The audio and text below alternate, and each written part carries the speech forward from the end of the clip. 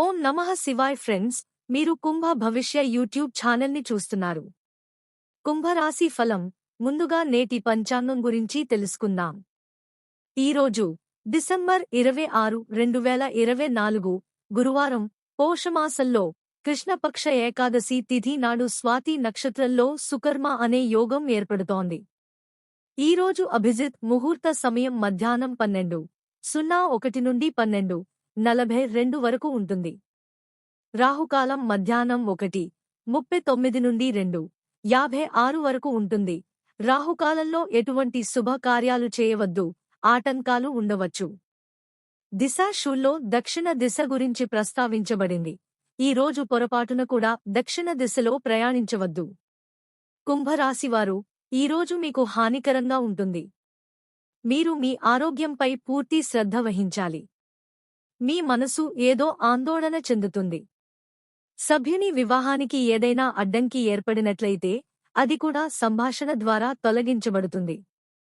మీరు ఎలాంటి చర్చలకు దూరంగా ఉండాలి. కుటుంబ సభ్యులతో సరదాగా గడుపుతారు.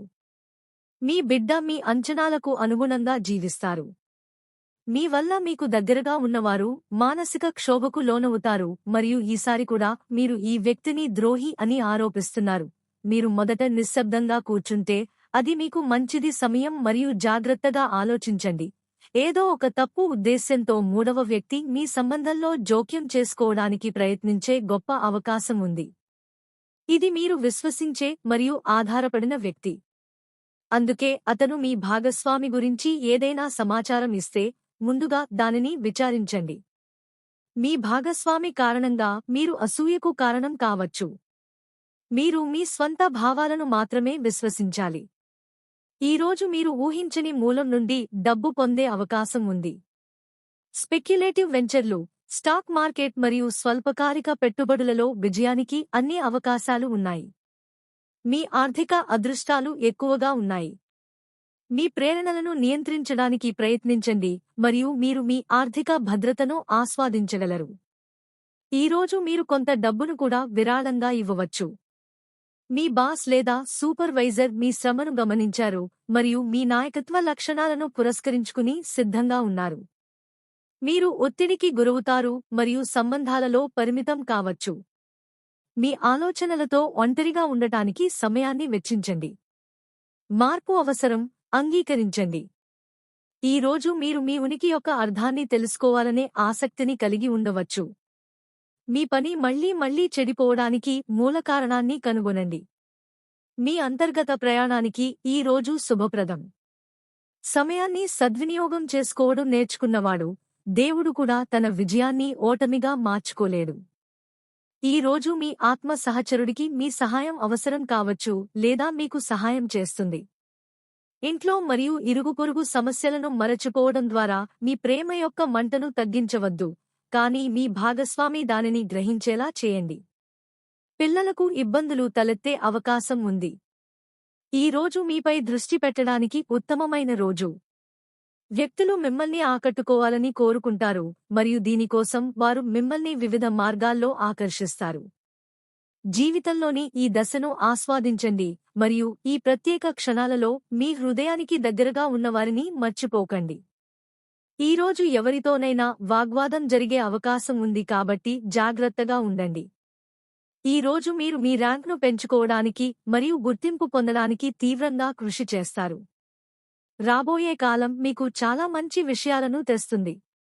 ప్రజా వ్యవహారాలకు దూరంగా ఉండి మీ పనులు చేయడంపై ఏకాగ్రత వహించండి.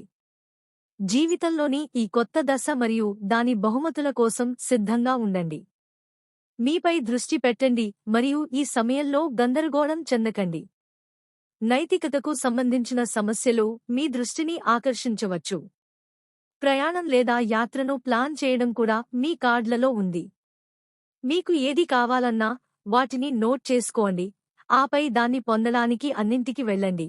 మీరు ఎప్పటికీ నిరాశ చెందరు. సమయానికి విజయం సాధించలేని మానసిక స్థితి కారణంగా పని పద్ధతుల్లో తరచుగా మార్పులు చేయడం వల్ల పనిలో వేగం తగ్గుతుంది. ఏదైనా ఒక పద్ధతిని ఉపయోగించి పనిని పూర్తి చేయడం ద్వారా మీరు మరియు మీ సహోద్యోగుల కృషి కూడా అర్థవంతంగా ఉంటుంది.